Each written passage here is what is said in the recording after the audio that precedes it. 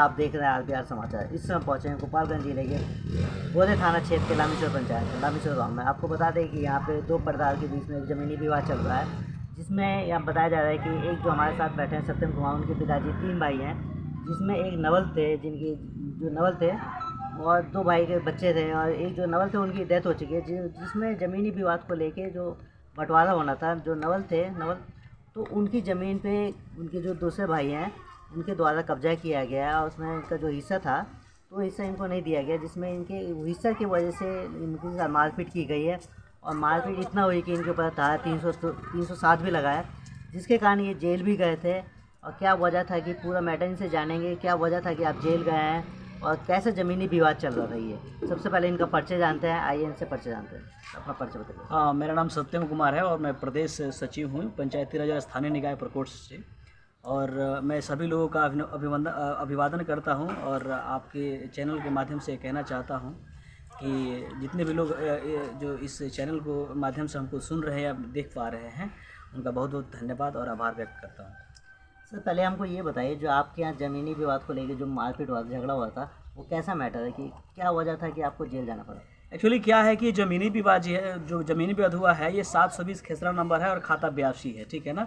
जो अंबेडकर भवन के जस्ट बगल में ये ज़मीन है। और इस ज़मीन की अगर बात करें तो यह मेरी काश्तकारी ज़मीन है और मेरे पिताजी 3 भाई हैं। तो 3 भाई में एक नवल्द है, तो नवल्द के हिस्सा में नाम बताइए। मेरे पिताजी के 3 भाई हैं, एक नथुनी राम है और एक बंधु राम है और एक शिवपूजन राम है।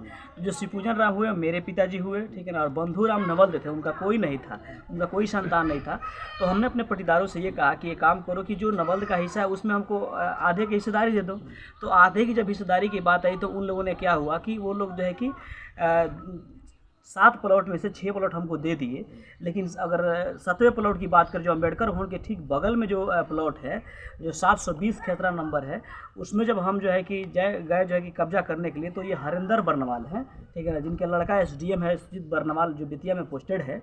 वो जो है कि कहते हैं कि ये ज़मीन मेरा है। हमको नहीं, कैसे ज़मीन मेरा है, मैं आपको पहले ही बता दिया था कि ये नवल्द की संपत्ति से हम आधा लेंगे, ठीक है ना। तो उन्होंने कहा कि ये नवल्द की संपत्ति जो है कि लिख दिए हैं।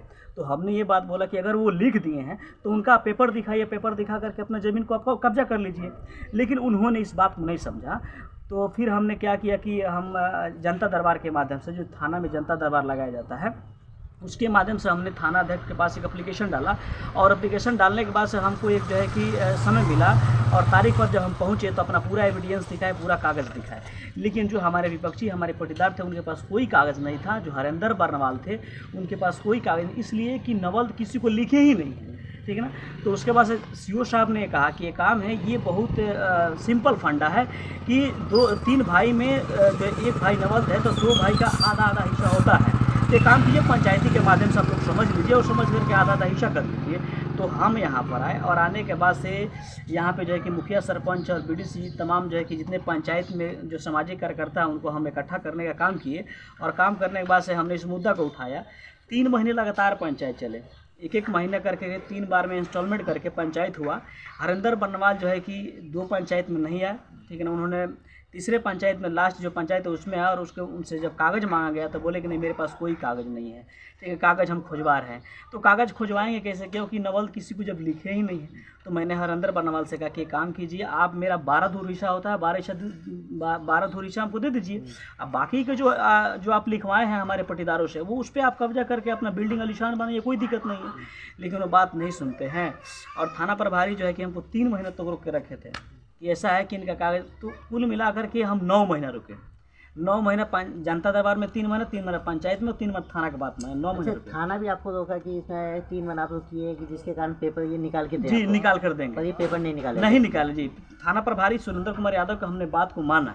उन्होंने कहा इस बात को लेकर कि कुछ दिन रुक जाइए, क्योंकि मारपीट कीजिएगा या फिर अगर कोई दंगा फसाद होता है तो आप लोग फंस जाइएगा, को जेल जाना पड़ेगा।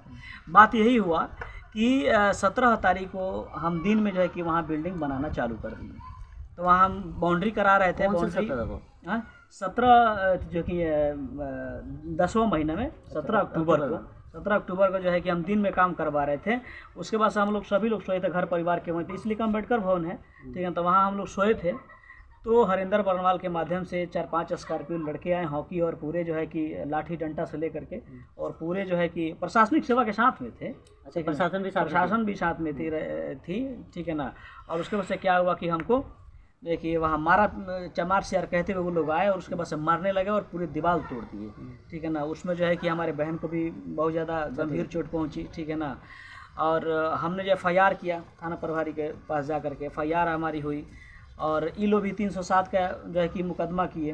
हरिंदर बरनवाल जो थे विपक्षी जो पार्टी है उन्होंने जो है कि FIR किया। FIR करने बस होता क्या है कि पुलिस जो है कि कुछ दिनों के बीत जाने के बाद से पुलिस उन लोग का अरेस्ट नहीं करती है और उसके बाद से पुलिस जो है कि 25 नवंबर को आती है और आकर के छापेमारी करती है। अच्छी बताइए, जो आप वहाँ पे आपने केस किया था जी तो आपके द्वारा SST का केस लगा था जी SST लगा। तो उसमें पुलिस प्रशासन द्वारा कोई गिरफ्तारी नहीं की गई है? नहीं, बिल्कुल कोई गिरफ्तारी नहीं किया गया था, इसलिए कि जो है कि सबसे पहले हमने केस किया था और हमारे केस का अभी तक कोई सुनवाई नहीं हुआ है ठीक है ना। और उनके केस में अगर बात कही जाए तो 8 आदमी का वो लोग जो है कि नाम दिए हैं, जिसमें हमारे बूढ़े 70-80 साल के जो मेरे माँ बाप जो चल नहीं पा रहे हैं उनका भी ये लोग नाम दे दिए हैं ठीक है ना। तो ये सरासर गलत हुआ है हमारे साथ। तो जैसे देखा जा रहा है कि इसमें आपके साथ जो आपको जेल भी सुने कि जेल भी गए थे आप जी। तो आप जेल कितने दिन में आया था, क्या वजह था कि आप जेल गए? जो 307 लगा था तो उसमें तो आपकी गिरफ्तारी हुई नहीं थी। नहीं। तो आप क्या वजह थी कि आप फिर जेल ही जाना पड़ा आपको? एक्चुअली क्या है कि 307 में हमको पुलिस यहाँ से गिरफ्तार की और 307 में पुलिस गिरफ्तार करके हमको वहाँ पे जो है कि थाना पर लेकर गई। और वहाँ जब हौलात ने मुझे बंद की तो वहाँ दिखाएगा कि ये अपाची गाड़ी किसका है। हम कहते अपाची गाड़ी तो मेरा नहीं है कि नहीं, तुम्हारे घर से बरामद की। हम सर जब मेरे घर से बरामद की तो हमें वहाँ दिखाना चाहिए और हमारे घर से अगर बरामद की तो मेरे घर में बरामद की तो नहीं तुम्हारे घर के सामने लगी थी। तो हमने कहा था मेरे घर के सामने तो कोई भी लगा सकता है, क्योंकि घर के सामने जो बात है कि रोड के मेरे पूरब साइड में मेरा घर है और ये जो पश्चिम साइड में मेरा घर है और पूरब साइड में ये गाड़ी लगी थी सर। पूरब में गाड़ी लगी थी, पश्चिम में आपका घर है। तो जैसे कि आपने बताया कि पहले 307 के उसमें के धारा में आपको उठा के पुलिस ले गई थी। जी। तो उसके फिर जब लेके गई थी जेल बंद की थी थाना में तो उसके बाद से फिर गाड़ी पकड़ाया था जी। उसके उसी दिन जो है कि हमको रात में दिखाएगा कि ये गाड़ी किसका है। हमने कि ये गाड़ी मेरा नहीं है। आपको उठाया था जी। जिस दिन हमको जी 12 बजे रात में 25 नवंबर को उठाया गया था उस दिन पूछताछ की पुलिस की ये गाड़ी किसका। हम सर गाड़ी का मैटर नहीं, आप मुझे 307 में उठाए हैं, आप मुझे इसमें जेल भेजे, कोई दिक्कत नहीं। लेकिन ये गाड़ी का क्या मसला मुझे समझ में नहीं आता है। उन्होंने कहा कि नहीं ये गाड़ी तुम्हारी है। हमने कहा कि मेरे गाड़ी का नंबर है BR 28R 6924 से मेरे नाम से गाड़ी है। आदर्श TVS एजेंसी से हमने अपाची गाड़ी लोन पे लिया था। अगर आपको विश्वास नहीं तो आप पता भी कर सकते हैं। थाना प्रभारी ने मेरा एक भी नहीं सुने और मुझे जो है कि मैं गिलाते रहा, अपना अपील करते रहा, प्रार्थना करते रहा, रिक्वेस्ट करते रहा, लेकिन मुझे जेल भेज दिया। तो जैसे कि फिर उसको जो गाड़ी था वो क्या थाना में है कि पता चला कि गाड़ी जी अभी जो गाड़ी यहाँ से जो बरामद की गई वो थाना पे वो लोग रखे हैं ठीक है ना। और थाना पे रख करके वो लोग जो है कि ये लिख करके भेजे थे, जिसमें अनिल कुमार पासवान जो है केस करता है ठीक है ना। और उन्होंने केस किया कि नहीं हमने गाड़ी को देखा है ठीक है ना। तो मैं तो यही कह रहा हूँ कि गाड़ी अगर आपने देखा ठीक है ना तो बाहर तो कोई भी गाड़ी लगा सकता है। हो सकता है जो अपोजिशन पार्टी वाले लोग हैं ठीक है ना, जो मुझे नहीं चाहते, जैसे मैं प्रदेश सचिव हूँ, पार्टी के लिए काम करता हूँ तो बेहतर काम करते हैं और ऑलरेडी श्री नीतीश कुमार के लिए हम बेहतर काम करना जानते हैं। पूरे समाज में निर्दलीय स्तर से हम चलते हैं। अभी जो है कि 4000 हम सदस्यता अभियान बना करके लोगों को हमने देने का काम किया। पूरे विधानसभा में नंबर 1 स्थान में रहा है सदस्यता अभियान। मंत्री के पास हमने फ़ोन किया तो उनके PA ने फ़ोन उठाया था। उन्होंने बोला कि देखिए सर सभी बात हो नहीं पाएगी, इसलिए कि सर अभी की दूसरे कार्य में है। आप जो है कि DSP से बात की। हमने DSP से बात की लेकिन DSP भी हमारी एक नहीं सुना। DSP से हमने अपील किया कि सर देखिए आप 307 के एलिगेशन भेज रहे हैं, कोई दिक्कत नहीं, लेकिन आप मुझे 414 के एलिगेशन भेज रहे हैं, ये उचित नहीं। मैंने बार बार उनसे अपील किया लेकिन मेरे वो एक भी नहीं सुने। उन्होंने भी कहा कि नहीं ये जो है कि हम बात करते थाना प्रभारी से, थाना प्रभारी भी नहीं सुने और हमको जेल भेज दिया जाए। जेल तो भेज दिया। सबसे बड़ी बात ये बात करेंगे कि पुलिस प्रशासन के द्वारा जो इनके द्वारा आवेदन दिया गया था, FIR दर्ज हुआ था, जिसमें एक हरिजन एक्ट आता है। सबसे पहले कि उसमें कोई सुपरविजन नहीं होता है, सबसे पहले गिरफ्तारी की जाती है। और जहाँ तक अभी तक देखा जाए कि केस को 3 से 4 महीने। और पुलिस प्रशासन ये कहेंगे कि आप कोई भी काम करें, निष्पक्ष काम करें और किसी को भी गिरफ्तारी करने से पहले उसका जांच पड़ताल किया जाए, उसके बाद से उसकी गिरफ्तारी करके उसको जेल भेजा जाए। क्योंकि आदमी कोई भी हो, आदमी बिगड़ता है पुलिस प्रशासन के जब जेल जाता है। और उधर बिगड़ने वाला भी आदमी वहीं से बिगड़ता है और सुधारने वाला भी पुलिस प्रशासन ये कि सुधार सकती है या बिगाड़ सकती है। प्रशासन चाहे तो आदमी को सुधारने का एक मौका दे, अगर बिगाड़ना चाहे तो उसको जेल भेजे। जेल भेज के आदमी सुधरता नहीं है कोई भी, वहाँ से आदमी बिगड़ता ही है। और कभी भी ऐसा नहीं हो सकती आज इनके साथ घटना घटी है कल किसी और के साथ भी घटना घट सकती है। और आप कहेंगे कि कभी आप कोई भी घटना हो, आप एक बार आपके पास आवेदन पड़ता है तो आप घटनास्थल पर आइए और आके जांच पड़ताल कीजिए, उसके बाद उसको प्रेजेंट करके उसके ऊपर FIR दर्ज कीजिए।